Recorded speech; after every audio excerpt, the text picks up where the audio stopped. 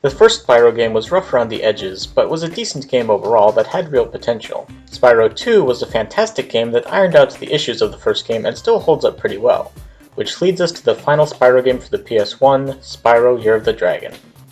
Full disclaimer, as I mentioned in previous videos, while I did not grow up with the first two Spyro games, I did grow up with this one, and consequently I have a lot of nostalgia for it. So I'll be the first to admit that my opinions about this game may be a little biased, so take what I have to say with a grain of salt. Having said that, nostalgia alone can't save a game that isn't good, as evidenced by my disillusionment with the Treasure Planet game, so I'd like to think my opinion isn't completely unreliable either. The game takes place after the events of the last game, with Spyro and his new friend Hunter back in the Dragon World. The time has come for new dragons to be born, and 150 eggs have been laid. However, a mischievous sorceress named Bianca and an army of followers sneak into the Dragon Worlds and steal all of the eggs.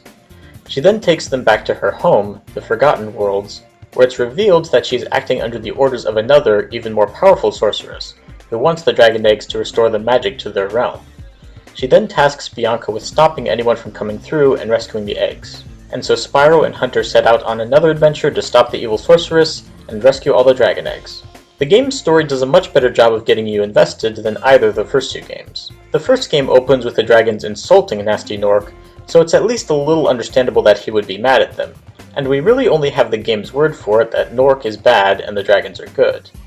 While the second game did a better job with story and characters, one of the main collectibles was the orbs, and although they're shiny and useful, you wouldn't exactly feel compelled to retrieve them all if the game wasn't so fun. But in Year of the Dragon, the story gives you a clear motivation. The villains have stolen a bunch of baby dragons, which gives you a clear reason to dislike them and want to stop them. It also triggers your basic empathy instincts, as you want to rescue the eggs in order to help the little dragons, as well as make progress in the game. And by reducing the number of collectibles down to the gems and the dragon eggs, the game keeps things focused on the overall goal of the game. The storyline is a bit more straightforward than in the last game. Your goal is to rescue the eggs and defeat the sorceress, and each new world you go to takes you a little closer to the sorceress's lair. It's a pretty basic good versus evil scenario, but there is some nuance to it. Yes, the main villain is just your typical bad guy. And I'm going to send it out to destroy all the dragons, even the little hatchlings. Ihr musstet als Partei. But the secondary villain, Bianca, actually goes through an arc as the story progresses, which is a nice touch. Another thing I like about this game is that it's much more organized in its layout than either of the first two games. There are a total of 4 worlds. Each world has a hub area where you access all of the portals, and each world has 4 normal levels, 1 level with a new character, 1 speedway level, and 1 sparks level.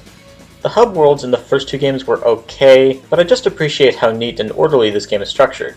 Just like in the second game, in the normal levels there are various characters you encounter, and you help them with their problems by playing through the level. This time though, the problems in each level are almost always connected to your overall goals of rescuing the dragon eggs and defeating the sorceress. It turns out that many of the citizens of the Forgotten Worlds aren't too fond of the sorceress, who is a bit of a tyrant. And to maintain her power, she sends legions of her soldiers to keep things under control, and her soldiers happen to be creatures named Rhinox, anthropomorphic rhinos with a variety of appearances and abilities. Not really sure why they went with rhinos of all things. I mean, sure, they can be dangerous animals, but they're not all bad. I've known some of them to be quite intellectual and well-spoken.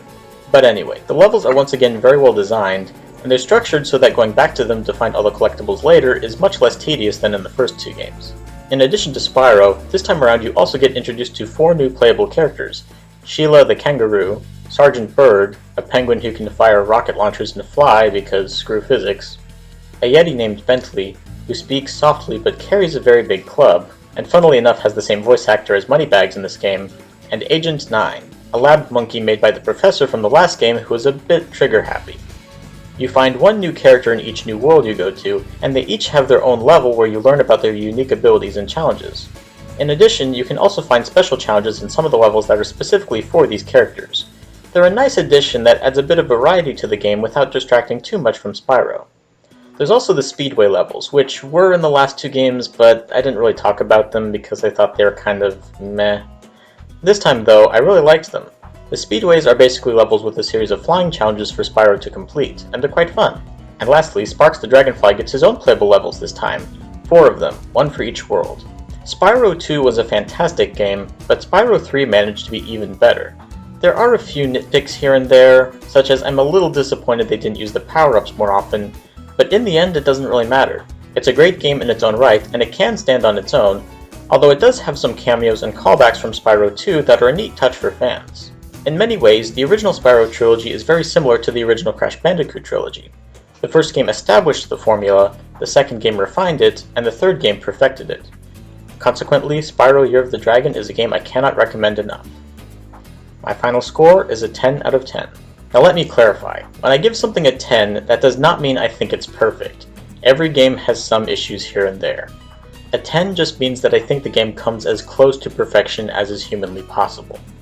Although this 10 bears with it a caveat, namely it only applies to the greatest hits version of this game. The original version is missing some content, so make sure you get the greatest hits version if you play this game, as the differences between the two versions are slight but noticeable. So what do you think? Have you played Spyro Year of the Dragon? What are your favorite PlayStation games? Whatever you think, be sure to let me know in the comments below. If you like what I do, feel free to subscribe and follow me on Twitter. Thank you for watching, and I will see you in the next one.